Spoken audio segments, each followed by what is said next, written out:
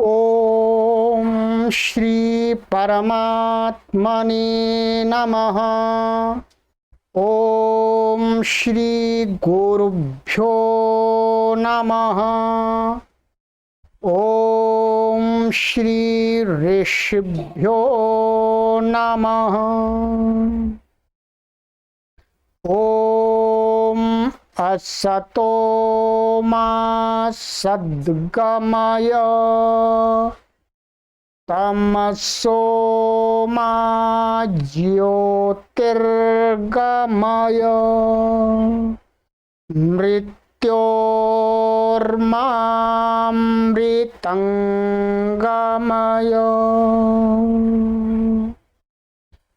सर्वेभ्यो नमः। देववाणी संस्कृतम यूट्यूब चलदृश्यम प्रति भवताम भवतीनां च हार्दम स्वागतम। मित्रों, त्रैमासिक संस्कृत शिक्षण की लाइव कक्षा संख्या 64 को आज हम पढ़ने जा रहे हैं। चतुष्षष्ठी कक्षा को आइएगा। ये कोर्स बिना पुस्तक के प्राथमिक स्तर की संस्कृत भाषा को सिखाने के लिए बनाया जा रहा है। यदि आप इस वीडियो को प्रथम बार देख रहे हैं तो आपसे निवेदन किया जाता है कि आप प्ले लिस्ट में संस्कृत त्रैमासिक संस्कृत शिक्षा नाम के कॉलम पर क्लिक करके सभी कक्षाओं को क्रमानुसार पढ़िएगा। तब आपको इस सीरीज से संस्कृत भाषा सीखने को मिलेगी। चलिएगा, 1 करोड़ लोगों के लिए हम यह कार्य कर रहे हैं। 1 करोड़ लोग सामान्य स्तर की संस्कृत भाषा को गांव, देहात, नगर, शहर में हर जगह सीख जाएं, तदर्थ ये कोर्स तैयार किया जा रहा है। बिना पुस्तक के कोई पुस्तक ना खरीदनी पड़े, ये बोलने वाली पुस्तक आपके लिए तैयार की जा रही है। आइएगा मित्रों, आज मैं आपको सबसे पहले, हमने संधि भी पढ़ रहे थे गत कक्षा में। अभी तक हमने पहली जो संधि पढ़ी थी, अंतिम संधि अभी तक गत कक्षा से भी पहले कक्षा में पढ़ाई थी मैंने आपको। वो थी आपकी जश पदांत संधि, ये पढ़ा दी थी मैंने आपको। पदांत माने शब्द के अंत में होने वाली ये संधि थी। पूरा नियम बता दिया था, उदाहरण भी बता दिए। यश, आज हम शब्द के बीच की अपदांत की संधि को पढ़ेंगे। सबसे पहले आप कॉपी खोलिएगा, पहले पेन को उठाइएगा, ठीक है, और फिर ये लिखना है आपको आज संधि का।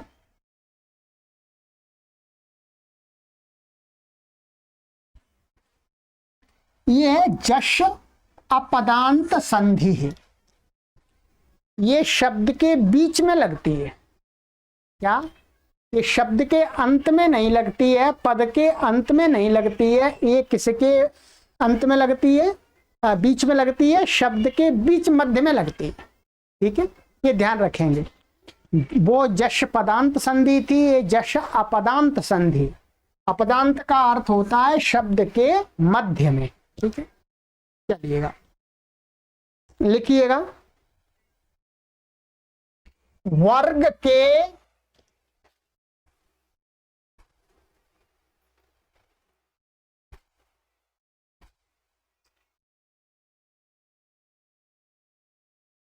एक, दो, तीन, चार, इसका अर्थ है प्रथम, द्वितीय, तृतीय, चतुर्थ। ठीक है, संख्या लिख लीजिएगा, 1, 2, 3, 4। 1 का अर्थ है प्रथम, और 2 का अर्थ है द्वितीय, 3 का अर्थ है तृतीय, 4 का अर्थ है चतुर्थ। वर्ण के स्थान में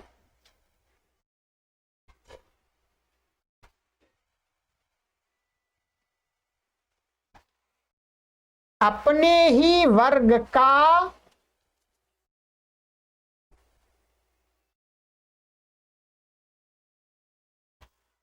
तीन, तीन का अर्थ है तृतीय वर्ण होता है।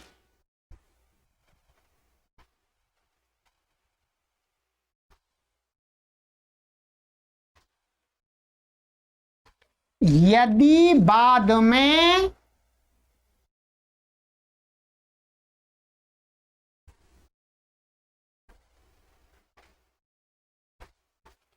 किसी भी वर्ग का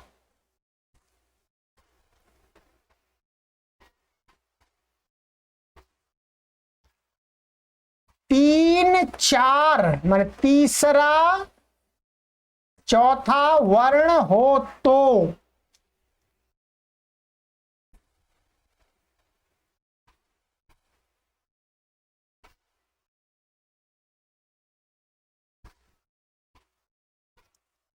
यह संधि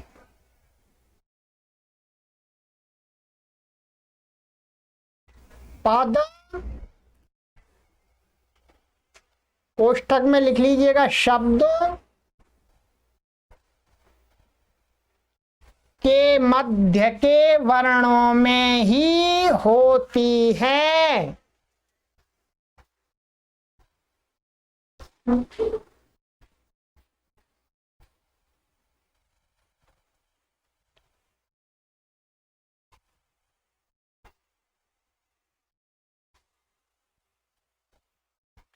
चलिएगा पहले इसको समझिएगा थोड़ा। वर्ग हमारे पास में वर्ग 5 वर्ग हैं, क वर्ग, च वर्ग, ट वर्ग, त वर्ग, प वर्ग। ठीक है, प्रत्येक वर्ग में 5-5 अक्षर हैं, ये आप सभी जानते हैं, बता दिया गया, पढ़ा दिया गया। तो यहां पर एक का अर्थ है वर्ग के प्रथम माने पहले अक्षर, पांचों वर्गों के पहले पहले अक्षर, अथवा द्वितीय, दो का अर्थ है द्वितीय माने दूसरे अक्षर, 3 का अर्थ है तृतीय अक्षर, 4 का अर्थ है चौथे अक्षर माने वर्ण के स्थान में अपने ही वर्ग का माने क वर्ग का होगा तो क वर्ग का, च वर्ग का होगा तो च वर्ग का, इसी प्रकार से अपने ही वर्ग का कौन सा अक्षर होता है? तृतीय माने तीसरा वर्ण होता है। माने पहले दूसरे तीसरे चौथे को तीसरा ही हो जाता है। यदि तीसरा है तो भी तीसरा हो जाता है, पहला है तो भी तीसरा हो जाता है, दूसरा है तो भी तीसरा हो जाता है, चौथा है तो भी तीसरा हो जाता है। कहते हैं कि यदि बाद में, अब क्या है, इनमें से कोई वर्ण होगा, उसके बाद में किसी भी वर्ग का, इसमें अपने वर्ग का नहीं जरूरी है, अपने वर्ग का भी हो सकता है, दूसरे के वर्ग का भी हो सकता है। जो बाद वाला वर्ण है वो किसी भी वर्ग का हो सकता है, परंतु वर्ग का वो कौन सा होना चाहिए? 3 और 4 माने तीसरा और चौथा वर्ण हो तो तभी होगा ये। ठीक है, और यह संधि पद माने शब्द के मध्य के वर्णों में ही लगेगी, अंत में नहीं लगेगी। स्पष्ट समझा दिया है, इतना अभी आपको काफी है। चलिएगा, आइएगा, यहां देखिएगा,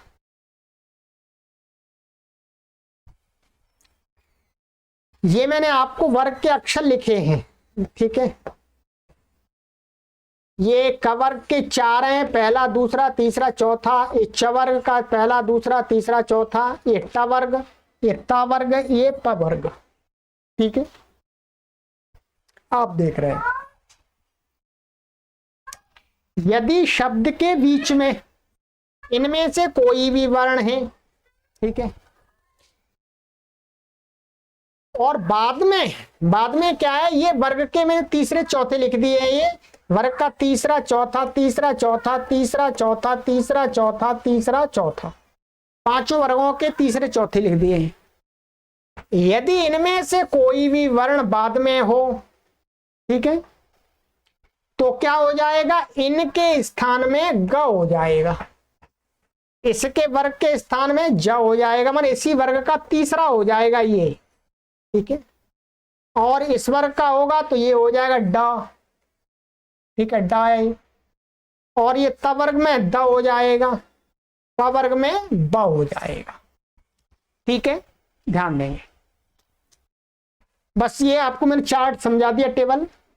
प्राय करके ये जो वर्ण होते हैं तीसरे, ये क्या है, नियम मैंने पढ़ाया आपको। क्या नियम पढ़ाया आपको? ये सभी वर्णों की संधि नहीं मिलेगी, कुछ वर्ण विशेष हैं, इनमें से उन्हीं की मिलेगी, परंतु हमें नियम पूरा पढ़ना होता है।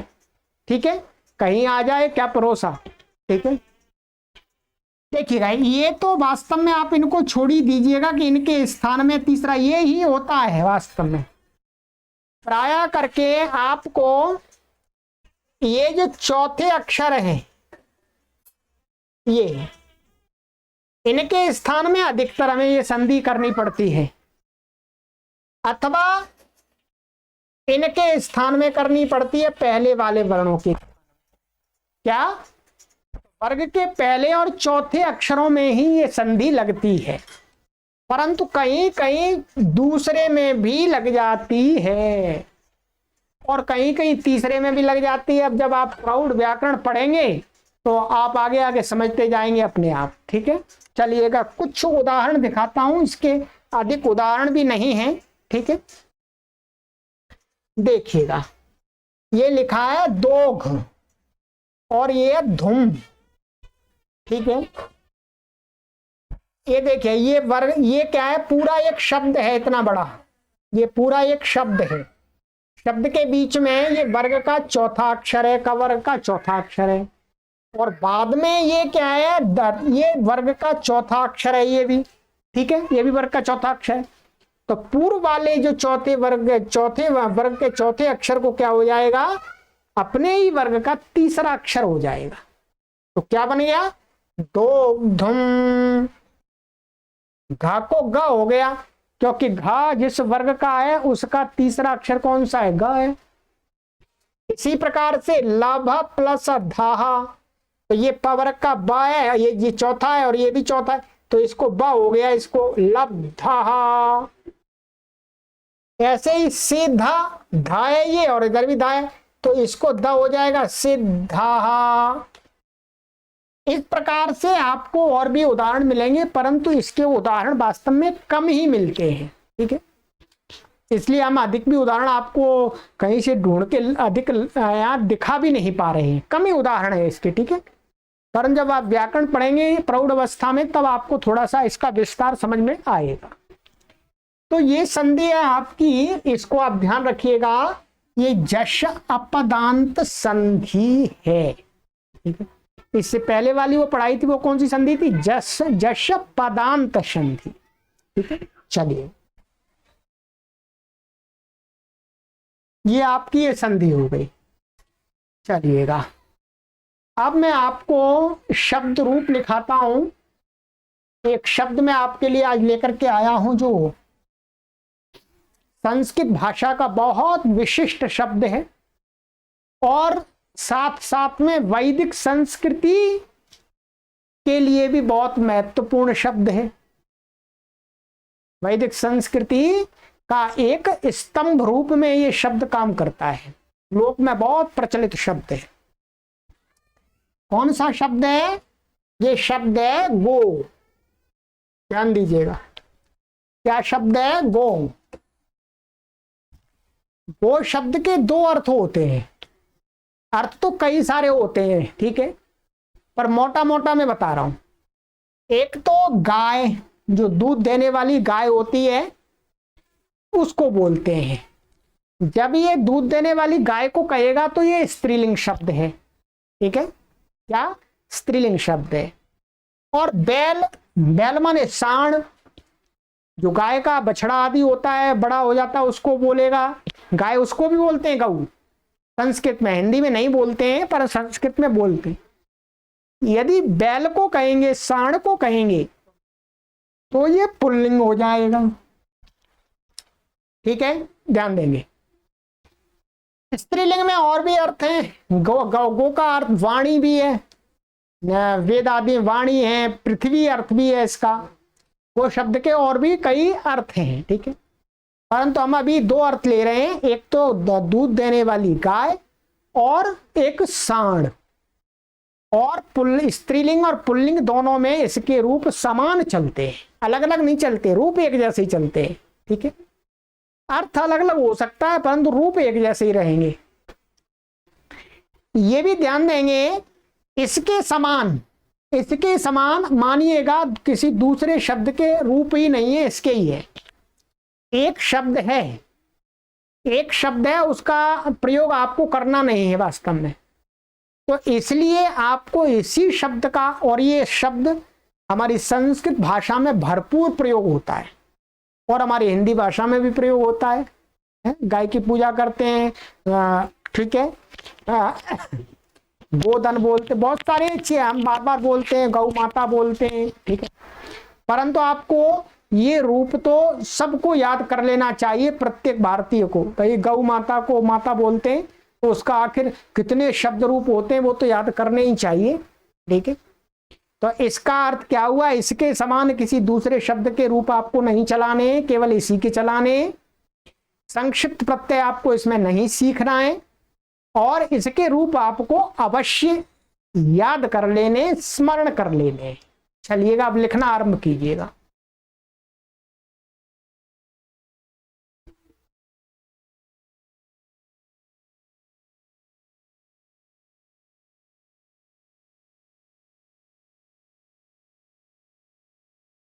लिखिएगा, ये प्रथमा विभक्ति, द्वितीय विभक्ति, तृतीया, चतुर्थी, पंचमी, षष्ठी, सप्तमी, संबोधन। ठीक है, और ये एक वचन, द्विवचन, बहुवचन। ठीक है, गौः, गावौ, गावः,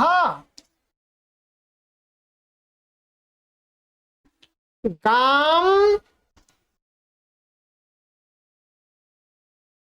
गावौ,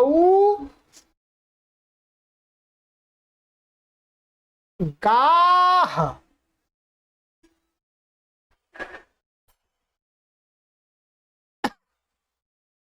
गवा,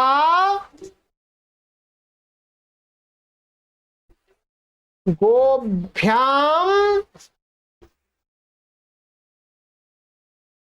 गोभिः, गवे, गोभ्याम, गोभ्यः,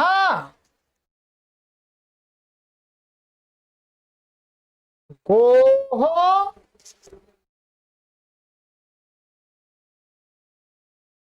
गोभ्याम,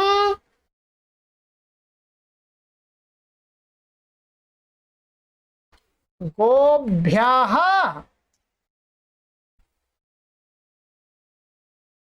गोः, गावोः,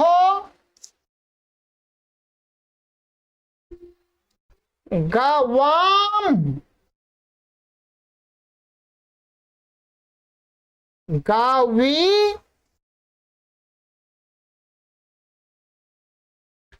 गावोः,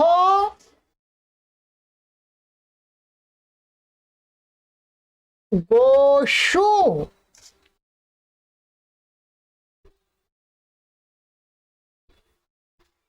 हे गौः,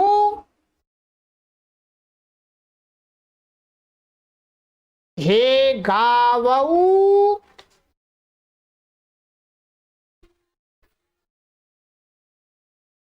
हे गावः,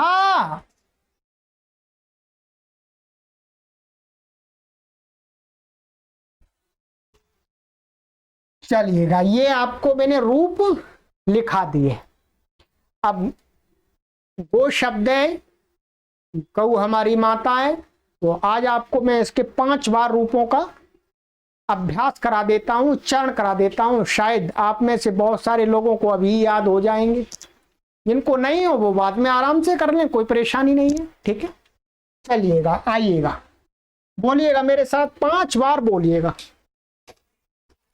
गौः गावौ गावः, गाम गावौ गाः, गवा गोभ्याम गोभिः, गवे गोभ्याम गोभ्यः, गोः गोभ्याम गोभ्यः, गोः गवोः गवाम, गवी गवोः गोषु, हे गौः हे गावौ हे गावः, ये व है। ठीक है,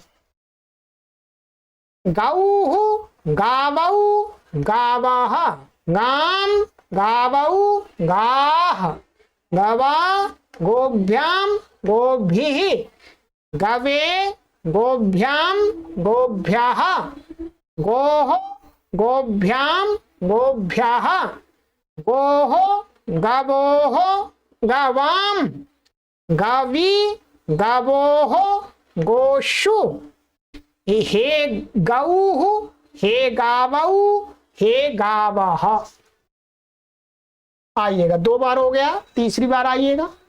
गौः गावौ गावः, गाम गावौ गाः, गवा गोभ्याम गोभिः, गवे गोभ्याम गोभ्यः, गोः गोभ्याम गोभ्यः, गोः गवोः गवाम, गवी गवोः गोषु, हे गौः हे गावौ हे गावः। 3 बार हो गया। अब आप ध्यान देंगे बहुत जगह तो ये सामान्य भ्याम भ्याम भ्याम भ्याह भ्याह भीहि, ठीक है, ये सब जगह जुड़ता है शु। ठीक है, तो कुछ जगह इसमें विशेष है, उसको आप याद करिएगा भी। बोलिएगा, गौः गावौ गावः, गाम गावौ गाः, गवा गोभ्याम गोभिः, गवे गोभ्याम गोभ्यः, गोः गोभ्याम गोभ्यः, गोः गवोः गवाम, गवी गवोः गोषु, हे गौः हे गावौ हे गावः। 4 बार हो गया। 1 बार और आ जाइएगा, अंतिम बार गौ माता के लिए। गौ माता की जय, बहुत बार आप बोलते रहते हैं गौ माता की जय, गौ माता की जय, तो रूप तो याद आके करना चाहिए कि गौ माता के कितने रूप हैं संस्कृत भाषा में। आइएगा, चलिएगा, गौः गावौ गावः, गाम गावौ गाः, गवा गोभ्याम गोभिः, गवे गोभ्याम गोभ्यः, गोः गोभ्याम गोभ्यः, गोः गवोः गवाम, गवी गवोः गोषु, हे गौः हे गावौ हे गावः। चलिएगा, 5 बार बोल दिया मैंने। ठीक है, पसीना आ गया है, आपको भी पसीना आना चाहिए। ठीक है, और जो लोग एसी में बैठे हैं उनको पसीना कैसे आएगा? ठीक है, चलिएगा, आप बैठ रहिएगा, इसको याद कीजिएगा, पसीना आए चाहे नहीं आए कोई बात नहीं। ठीक है, चलिए, तो ये गो के शब्द आप याद कीजिएगा, और मैं अभी आपको गृह कार्य भी आपको इस शब्द के लिए बता देता हूं। इसके साथ, इस शब्द के साथ में आपको स्वयं, मैं नहीं बनाऊंगा, आपको स्वयं, ये ध्यान दीजिएगा, इसके यहां तक 21 वाक्य बनाने हैं आपको। कितने? 21 वाक्य बनाने हैं आपको। ये संबोधन को छोड़ दीजिएगा आप। ठीक है, संबोधन को छोड़ दीजिएगा। इन 7 विभक्तियों के एक वचन द्विवचन सबसे एक एक शब्द के साथ एक एक वाक्य बनाना है गौ माता की पूजा के लिए। ठीक है, 21 वाक्यों से गौ माता की पूजा करनी है। ठीक है, तो बना सकते हैं, क्या परेशानी है, मैं आपको बता देता हूं। ठीक है, आप कैसे बनाएंगे, सभी विभक्तियों में, जैसे गाय जाती है, दो गायें जाती हैं, बहुत सारी गाय जाती हैं, गाय को देखो, दो गाय को देखो, बहुत सारी गाय को देखो, गाय के साथ जाओ है, गाय के साथ जाता है। ठीक है, अथवा गाय के साथ रहता हूं, तृतीया आ गई इसमें। ठीक है, यहाँ चतुर्थी में आप ऐसे लिख सकते हैं, गाय के लिए घास दो।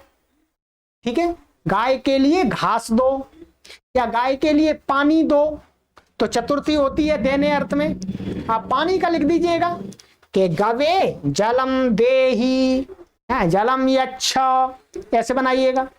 रूप आपको मैंने याद कराई दिए हैं, धातु के देने अर्थ में अच्छ, अच्छति, अच्छता, अच्छन्ति। ऐसे ही पंचमी का, ठीक है, पंचमी का भी बनाइएगा आप। ठीक है, पंचमी का आप देखिए क्या बनाते हैं। अगली कक्षा में मैं भी आपको, चलिएगा, मैं भी आपको अगली कक्षा में इसके 21 वाक्य बना के दूंगा, अगली कक्षा में दूंगा, पहले आप बनाइएगा। ठीक है, आप कितने बना लेते हैं। ठीक है, फिर आपको भी अपना सामर्थ्य ज्ञात हो जाएगा। ठीक है, षष्ठी का भी बनाइएगा, सप्तमी का भी बनाइएगा, तीनों वचनों में बनाइएगा, संबोधन को छोड़ दीजिएगा। ठीक है, चलिए, ये आपको गृह कार्य मैंने दिया है, अगली कक्षा में मैं आपको कराऊंगा। फिर आइएगा, अब हम चलते हैं, सेव धातु के हमारे 4 लकारों के रूप याद हो गए हैं, लट लकार, लोट लकार, लंग लकार, विधिलिंग लकार। अंतिम लकार रह गया है लृट लकार, भविष्यत काल वाला। उसको भी आज आपको बताते हैं, फिर आगे थोड़ा सा और तेजी से बढ़ जाएंगे। अब तेजी से और बढ़ जाएंगे आपके लिए, देखिएगा, लिखिएगा, चलिएगा, कॉपी तैयार कीजिएगा। लिट भविष्यत काल, भविष्यत काल में क्रिया जो करनी होती है होगी, उसके लिए कौन से लकार का प्रयोग करते हैं, बोलिएगा, बोलो, लृट लकार। यही पहले बताया था मैंने आपको। आइएगा, सेव धातु का रूप लिखिएगा, ये प्रथम पुरुष, मध्यम पुरुष, उत्तम पुरुष। सेविष्यते,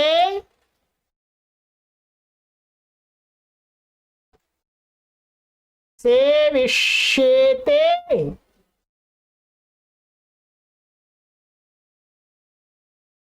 सेविष्यन्ते,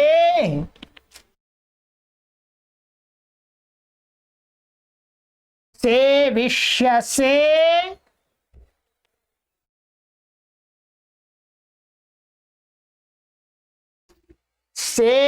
सेविष्येथे,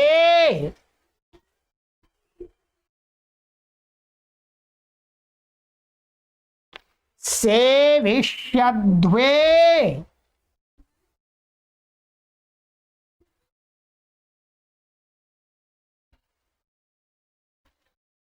सेविष्ये,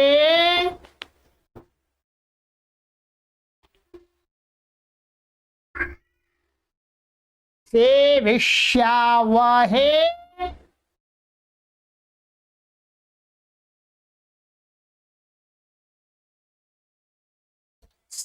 सेविष्यामहे,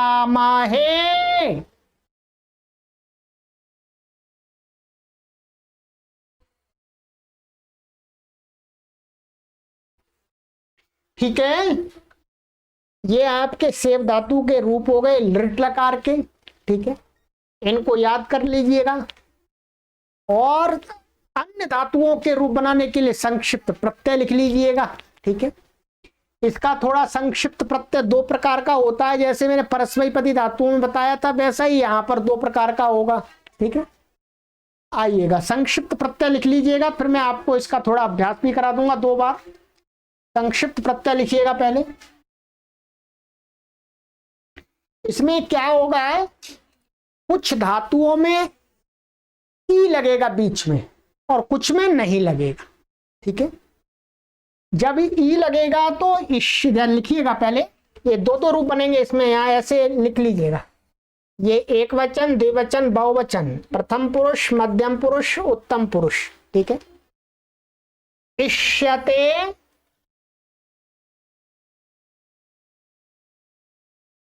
खड़ी रेखा डाल के लिखिएगा स्यते।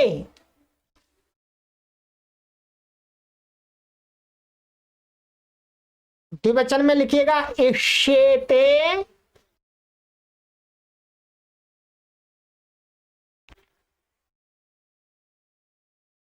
रेखा डालिएगा खड़ी बीच में स्येते, बीच में क्रॉस कीजिएगा, रेखा डालिएगा। हमने तो आपको सरलता के लिए बताया, ठीक। इष्यन्ते,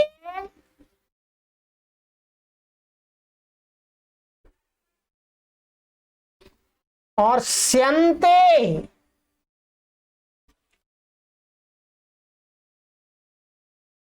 इष्यसे मध्यम पुरुष,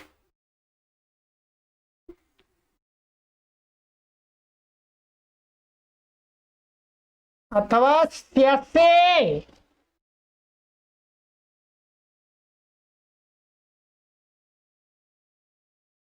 इष्येथे,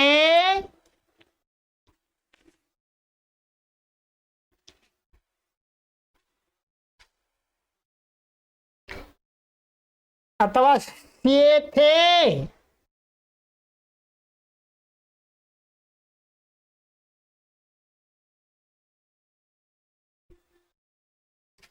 इष्यध्वे,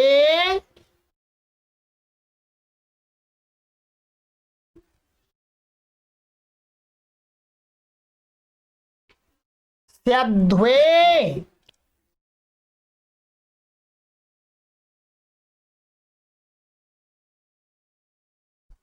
उत्तम पुरुष। इष्ये,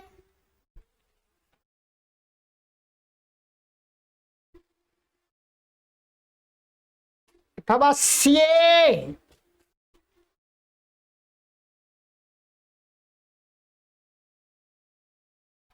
इष्यावहे,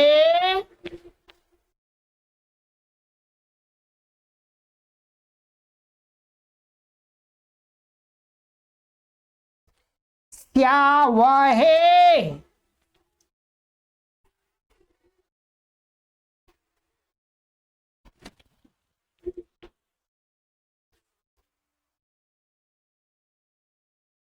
इष्यामहे,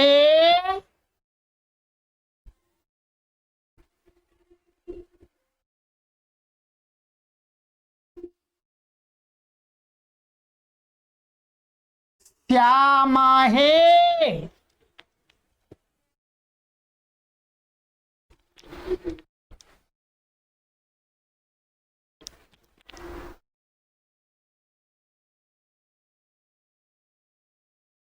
ठीक है जी। अब कौन सी धातु में कौन सा लगेगा ये मैं आपको आगे की कक्षा में समझाऊंगा, ठीक है। क्योंकि अभी आप ऐसे नहीं जान सकते कि कौन सी धातु में कौन सा लगेगा, ठीक है। आज मैं आपको इतना ही कार्य देता हूं कि इसके रूप याद करने चलिएगा। इसके रूप को मैं अभ्यास करा देता हूं, 2 बार कराता हूं हर रूप को, इसको भी कराता हूं। आइएगा, बोलिएगा मेरे साथ जल्दी से। सेविष्यते, सेविष्येते, सेविष्यन्ते, सेविष्यसे, सेविष्येथे, सेविष्यध्वे, सेविष्ये, सेविष्यावहे, सेविष्यामहे। एक बार और बोलिएगा। सेविष्यते, सेविष्येते, सेविष्यन्ते, सेविष्यसे, सेविष्येथे, सेविष्यध्वे, सेविष्ये, सेविष्यावहे, सेविष्यामहे। ठीक है, इसको याद कर लीजिएगा। 5 लकारों में कंप्लीट हो गया है। अगली कक्षा में मैं आपको 5 लकारों के लगातार रूप आपको बता दूंगा, और लिट लकार के जो भी मैंने आज तक आपको आत्मनेपद की धातुएं पढ़ाई हैं, आत्मनेपद की जो धातु आपको मैं लिखाई है, ये इनके सबके 5-5 लकार का एक एक रूप बना करके भी आपको लिखा दूंगा। ठीक है। और आगे जब नई नई धातु आपको बताते जाएंगे उनका भी बताएंगे, ये अगली कक्षा में आपको करना होगा। ठीक है, तो चिंता मत करिएगा, मैं आपको पूरी सरलता से पूरा अपनी तरफ से ही पूरा प्रयास करता हूं कि मैं ही बता दूं आपको। ठीक है, तो इनमें से कौन सी धातु में कौन सा संक्षिप्त प्रत्यय लगेगा जो लिट लकार का बताया, वो अगली कक्षा में मैं यहाँ लिख करके बता दूंगा आपको। ठीक है, चलिएगा।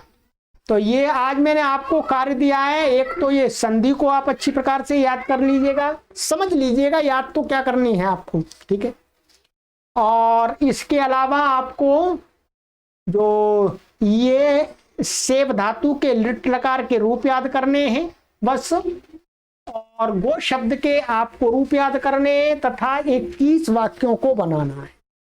फिर अगली कक्षा में ध्यान रखेंगे 21 वाक्य मैं आपको बना करके पढ़ा यहाँ दिखाऊंगा अपनी तरफ से, और इन धातुओं के रूप बताऊंगा आपको। पांचों माने सेव के पांचों लकारों के एक बार में आपको रूप यहाँ दिखा दूंगा। लिख तो लिया आपने, लिखाना नहीं है, केवल एक बार में पारायण कर दूंगा, आपको समझ में आ जाएगा। और जो धातुएं लिखाई हैं उनका मैं सब पांचों लकारों का एक एक रूप, प्रत्येक लकार का एक एक रूप आपको उसके लिए आपको बनाने के लिए मैं बता दूंगा। ठीक है, चलिए तो आगे की कक्षा में मिलते हैं मित्रों। और आपसे हम बार बार यही निवेदन करते हैं कि ये जो अभियान चलाया जा रहा है मित्रों, ये 1 करोड़ लोगों को संस्कृत सिखाने के लिए चलाया जा रहा है निःशुल्क। आप अधिक से अधिक लोगों को जोड़िएगा। देखिएगा, हम तो यहाँ कार्य कर रहे हैं, ये कार्य प्रचारित प्रसारित करना आपका काम है। आप अपने क्षेत्र में अपने परिचित लोगों में आपको ले जाना है, मैं नहीं ले जा सकता आपके लोगों में। ठीक है, तो आप अपने मन को बहुत बड़ा बना करके, अपने मन को बहुत बड़ा बना करके कि मैं बहुत संस्कृत का प्रचार प्रसार कर सकता हूं, तो निरंतर वीडियोज को शेयर करते रहिएगा। जिनको पढ़ना होगा वो पढ़ लेंगे। ठीक है, जिसके पुण्य कर्म होंगे वो पढ़ेगा। चलिएगा, तो आगे की कक्षा में मिलते हैं। सर्वेभ्यो नमः।